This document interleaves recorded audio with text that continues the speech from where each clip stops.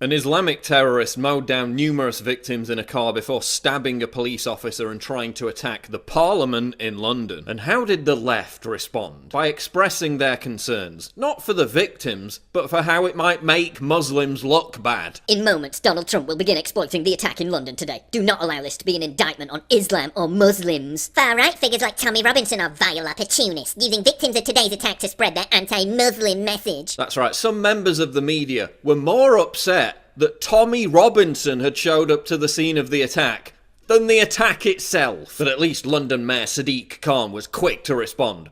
Oh no, that's right, it took him more than 5 hours to appear on camera. Trump's ignorant view of Islam could make both our countries less safe. It risks alienating mainstream Muslims. London has proved him wrong. Yeah, that tweet hasn't aged well, has it? But at least none of them was stupid enough to blame Donald Trump, right? Trump probably has a hand in this. Yeah, okay, but it's important to remember that hashtag not all Muslims are terrorists and that Muslims don't support this. Here's a screenshot from France 24 Arabic's live video feed. Note the smiley faces and the thumbs up. They're saying, quote, God curse the infidels, and quote, that's how the lone wolves of Allah operate. Here's a screenshot from Al Jazeera Live. I'm watching Al Jazeera Live, you wouldn't believe the number of likes. Well done and Allah Akbar. Here's a moderate Muslim perspective. I'm seeing rumblings that what's going on in London is an attack from radical Islam. If so, there was likely good reason for it. But hashtag not all Muslims, right? These cowardly bastards can maim, murder and terrorise all they like, but they'll never win. If by winning you mean changing society, then they are winning, with the full complicity of the left. Canada is currently debating a motion that will effectively criminalise Islamophobia. In other words, criticism of Islam.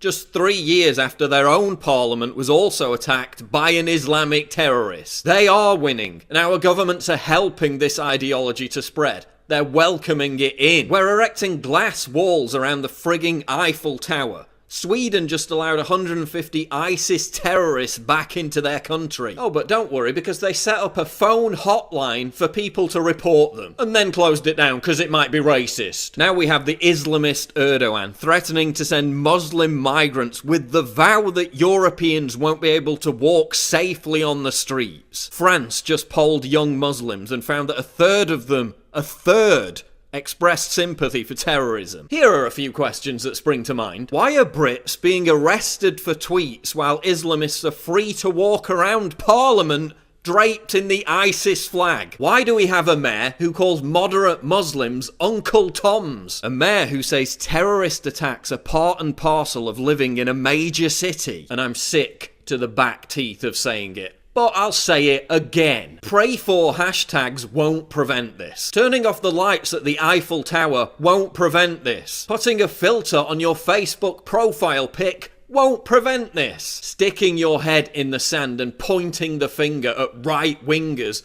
will not prevent this. And whether this terrorist turns out to be homegrown or a migrant or whatever, the belief system is the same, acknowledging that Islam is not a religion of peace and is in serious need of imminent reform, will prevent this. So don't intimidate and attack the Muslim reformists who are trying to make that happen. Not rolling out a red carpet into our country to be exploited by terrorists as they've done over and over again will prevent this. How many more mangled bodies on our streets will it take before that happens?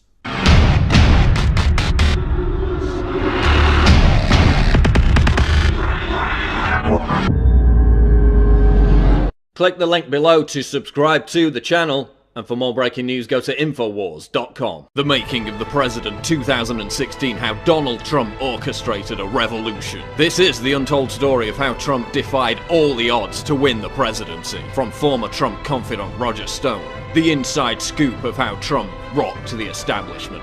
Get your signed copy of The Making of the President right now at InfoWarsStore.com.